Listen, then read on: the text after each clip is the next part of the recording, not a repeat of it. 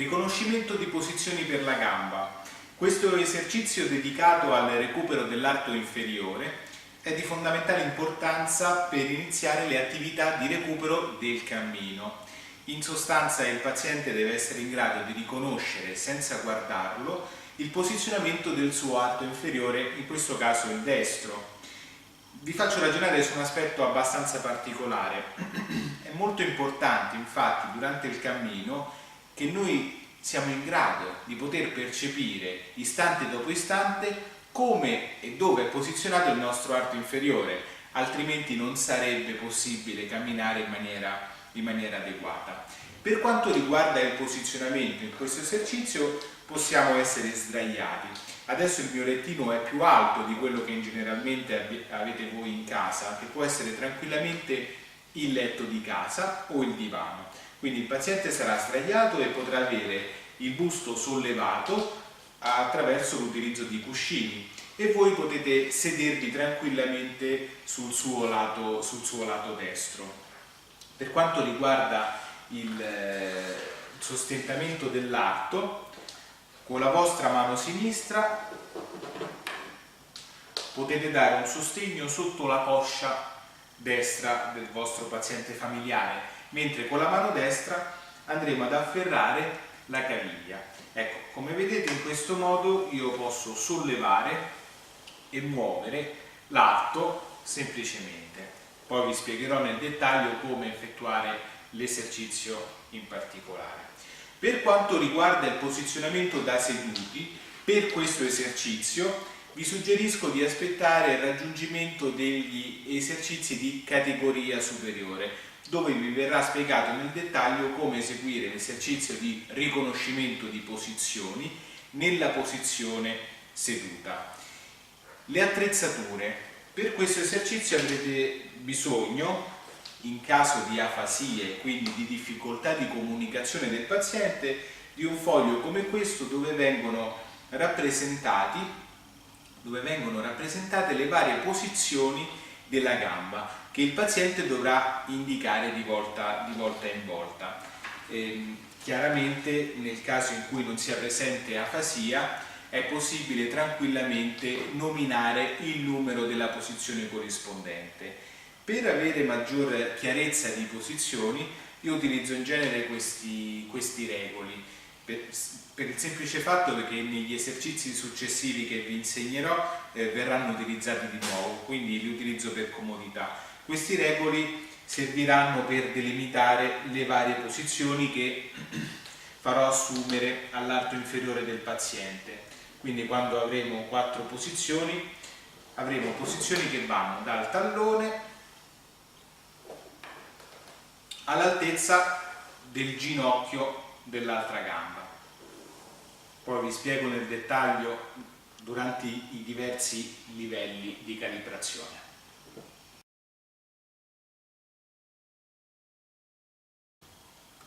Primo livello di calibrazione per l'esercizio di riconoscimento di posizioni per l'arto inferiore. In breve, in questo primo livello le posizioni da riconoscere saranno semplicemente 2 e quelle più distanti tra loro, cioè riconoscere senza guardarla se la gamba è distesa o semplicemente piegata. Bene, i punti di riferimento che vi do per capire quanto deve essere piegata la gamba è questo. Il tallone della gamba destra dovrebbe arrivare all'altezza del ginocchio della gamba sinistra. Ecco, per avere sempre la precisione di arrivare alla stessa posizione, quello che vi suggerivo prima è di utilizzare 2 regoli, 2 sassi, 2 centesimi, quello che volete, da posizionare alle 2 estremità. Quindi un regolino lo mettiamo tra i 2 talloni e l'altro lo mettiamo all'altezza del ginocchio sinistro. La presa è come vi dicevo prima, una mano sotto la coscia e l'altra che abbraccia la caviglia sulla sua parte anteriore. Benissimo. L'arto superiore destro, il suo posizionamento dipende dalla situazione che ci troviamo di fronte. Infatti, se ci dovessimo trovare di fronte a una condizione di ipertono rilevante, allora il gomito potrebbe presentarsi attualmente piegato e la mano chiusa, quindi la mano si dovrà trovare sull'addome in questo modo, magari utilizzando un cuscinetto da mettere sotto il cuscino. Se non ci fosse questo tipo di problema, se non fosse così rilevante, possiamo tenere l'arto superiore lungo il fianco. Per quanto riguarda il posizionamento, il letto che state vedendo adesso ovviamente è più alto di quello che probabilmente avete a casa, cioè il letto della camera da letto o il divano. Quindi il terapista si troverà probabilmente seduto sul lato destro del paziente.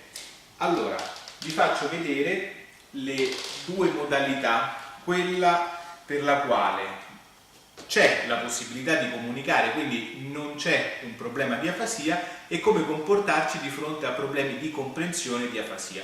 Cominciamo con la modalità in cui è possibile interagire e comunicare con il nostro paziente familiare in maniera tranquilla. Dobbiamo innanzitutto spiegare la natura dell'esercizio. Allora, adesso devi riconoscere come ti metto la gamba. Guarda pure. Allora, la gamba può stare così o può stare così. Va bene? Allora, dopo lo devi fare con gli occhi chiusi, quindi mi devi dire la posizione. Come la chiamiamo questa posizione? Com'è la gamba? Flessa. Flessa, va bene. Oppure Stesa. o flessa o stesa, benissimo. Senti, ho sentito che mi hai aiutato un pochino, non mi devi aiutare, va bene? Il peso lo sostengo solo io della gamba, tu devi stare solo attento a sentire, va bene? Va bene. Allora, giù con la testa, occhi chiusi, pronto? Sì. Ah.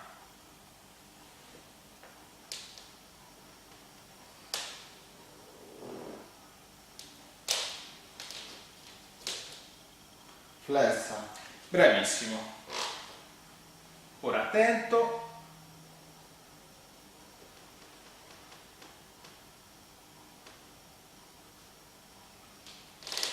E qui? Stesa. Molto bene, tieni gli occhi chiusi, Attenzione adesso.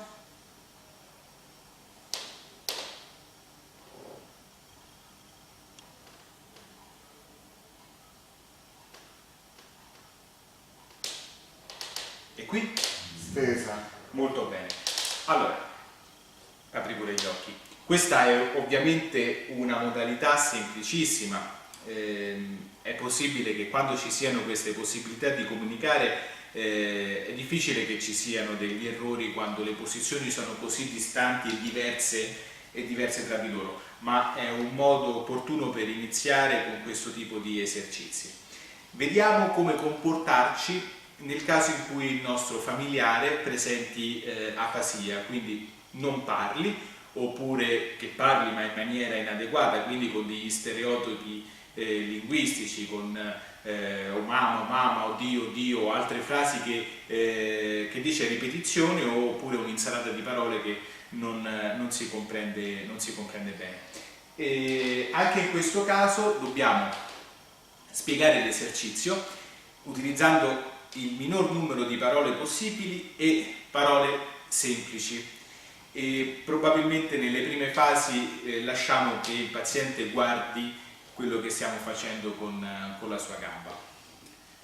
Allora, guarda pure. Adesso ti muovo la gamba e mi devi dire in che posizione si trova.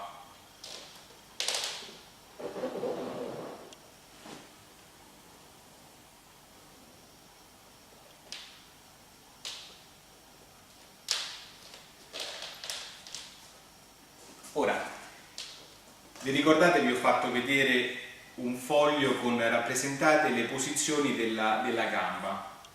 L'ho ritagliato ed ho estratto le due posizioni corrispondenti a questo livello di calibrazione. Proponete il foglio al vostro paziente. Allora, magari lo fate vedere ancora la gamba.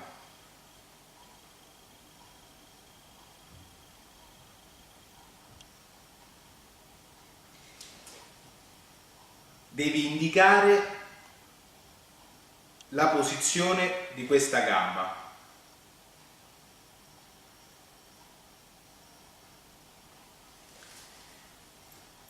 Allora, nel momento in cui non c'è una completa comprensione, iniziamo in questo modo. Prendete la mano sinistra, vedi?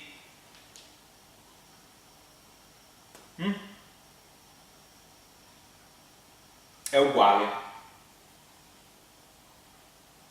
Facciamone un altro,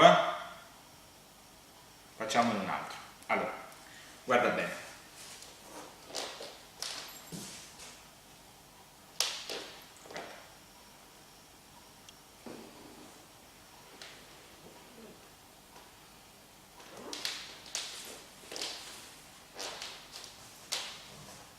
Allora,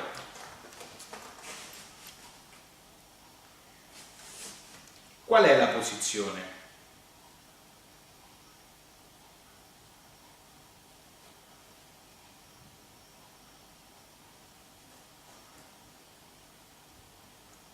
Questa è uguale. Bene, andiamo avanti. Allora, in questo caso il paziente già aveva capito che doveva utilizzare l'indicazione per poter comunicare con noi. Ora, ha indicato la figura sbagliata, ma intanto già era un passaggio in avanti aver compreso che l'indicazione era il modo di comunicare. Qualora fossero presenti quei disturbi di cui vi parlavo prima, cioè quelle parole ripetute senza un significato sostanziale, o quell'insieme di parole che ormai noi familiari siamo abituati a sentire e abbiamo imparato a dargli un senso, in questo caso il nostro paziente le tirerà fuori, no? Oh mamma, mamma, mamma, oddio, oddio, oddio, oppure quell'insalata di parole che non ha significato. In quel caso noi cerchiamo di stoppare questa tendenza e richiedere l'indicazione delle figure. Allora andiamo avanti, perché c'era stato effettivamente un errore. Allora guarda bene, un'altra posizione.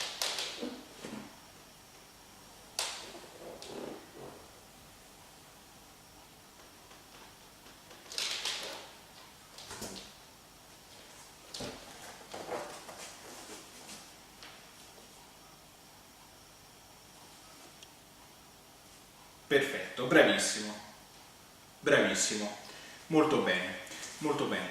Allora, adesso ha risposto in maniera corretta. La gamba la poteva vedere. Ora, passiamo all'esercizio senza poter guardare la gamba, quindi occhi chiusi, occhi chiusi.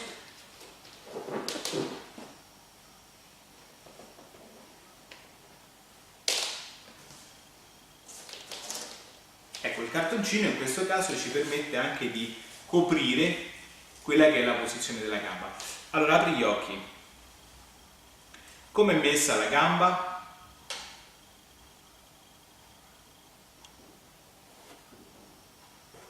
Molto bene, molto bene. Allora, quindi di fronte ad una risposta corretta, no? Ci complimentiamo dicendo bene, bravo, corretto, giusto. Se ci fosse stato un errore, come è successo prima, allora se il paziente quindi avesse indicato la posizione della gamba distesa, cosa che non è, allora lì come ho fatto prima? Ho detto no, non è così, è questa. Quindi gli ho fatto indicare la posizione corretta e poi gliel'ho fatta vedere in modo tale che potesse fare un confronto visivo fra quella che era la posizione che avevo indicato io alla fine e quella che era quella effettiva della sua gamba. Molto bene, bravo.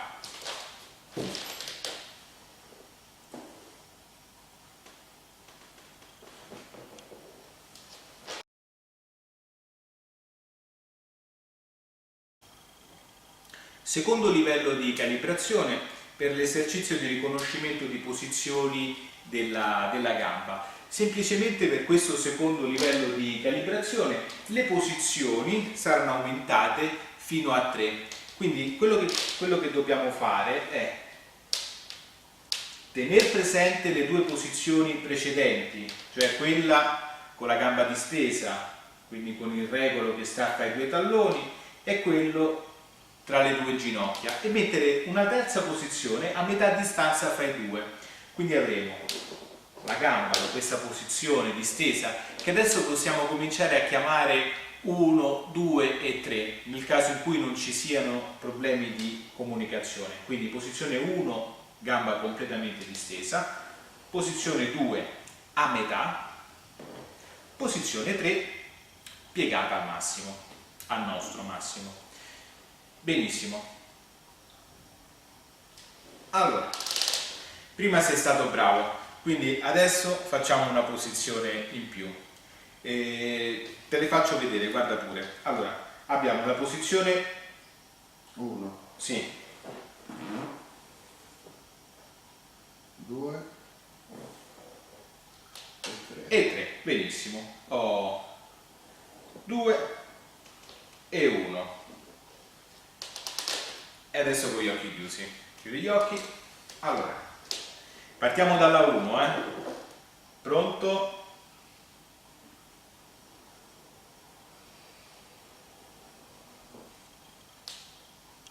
E stop. 3, 3, molto bene. Tieni pure gli occhi chiusi, senza aprirli. E qui? 2, Molto bene. E qui? 3, Bravissimo. E qui? 1, 1. Senza errori. Nel caso in cui ci fosse stato un errore, vediamo un attimo, Qui? 3, 3. Allora, non è la 3. Se fosse stata la 3, sarebbe stata così. Va bene? Mi sai dire che cos'era allora prima? la 2, La 2, molto bene. Questa, la 2. Molto bravo. Allora, vedete, un errore lo gestiamo in questo modo, facendogli sentire la natura dell'errore in modo tale che lui possa fare un confronto fra le due sensazioni. Quindi, ci aveva detto che era la 3? No, la 3 sarebbe così. E poi gli chiediamo, ma allora prima che cos'era? In modo tale da stimolare anche la memoria delle sensazioni. Bene, nel caso in cui invece ci troviamo di fronte al problema dell'afasia, inseriamo una terza figura, quella con la gamba leggermente flessa, e la mettiamo insieme a quelle due che avevamo visto nel livello precedente.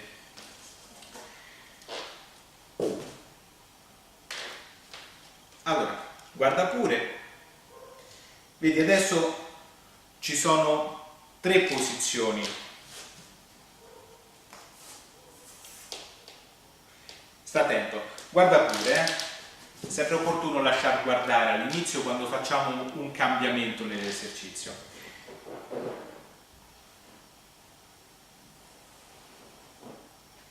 Ecco qua. Allora.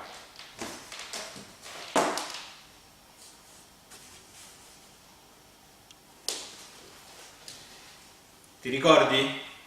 Devi indicare,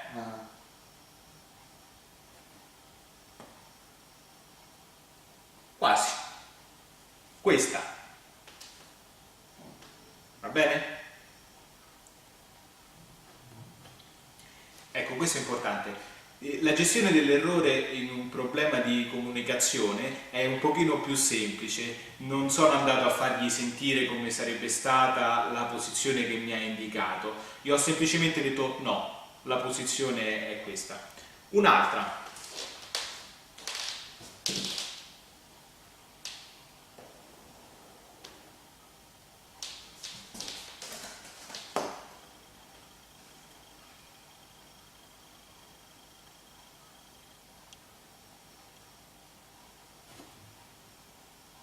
Molto bene, bravo, esatto. Adesso facciamo senza guardare, Chiudi gli occhi.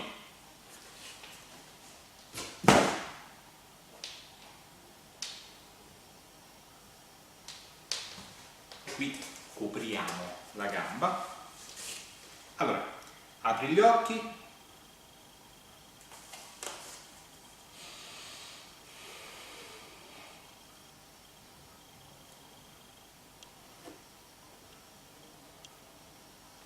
oh, benissimo, bravo.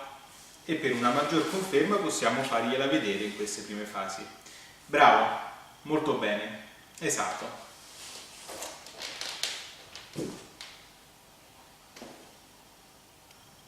Sempre in questo secondo livello, quando ci rendiamo conto che con 3 posizioni non ci sono tanti errori, si può passare ad aumentare le variabili in gioco, quindi 4 posizioni. E come faremo? Per il posizionamento dei regoli manteniamo sempre i 2 estremi, un regolo tra i 2 talloni e uno tra le 2 ginocchia, e poi gli altri 2 li mettiamo a uguale distanza. Quello che sta avvenendo è che le posizioni, oltre ad aumentare di numero, cominciano a diminuire anche le differenze e sarà più complesso e difficile da parte del paziente di riconoscere le varie differenze delle sensazioni che prova nei confronti delle diverse posizioni. Quindi quando avviene questo cambiamento lo concordiamo col nostro paziente e diciamo quindi che sono aumentate a 4 le posizioni, che dovrà nominare sempre 1, 2, 3 o 4. Nel caso di afasia finalmente metteremo tutte le nostre 4 figure a disposizione che abbiamo in modo tale che il paziente possa indicarle, e noi dobbiamo essere bravi a mantenere sempre le posizioni che effettuiamo corrispondenti con le figure che poi il paziente deve indicare. Questo per quanto riguarda il secondo livello di calibrazione.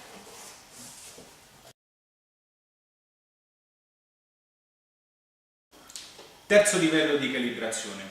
Come vedrete, tutti gli esercizi di confidenza a un certo punto poi arrivano a esercizi di categoria superiore. Quindi il terzo livello di confidenza del riconoscimento di posizioni della gamba è il passaggio agli esercizi di categoria superiore, che troverete nelle lezioni 29, 30, 31 e 32, che faranno riferimento agli esercizi della tavoletta e della moquette.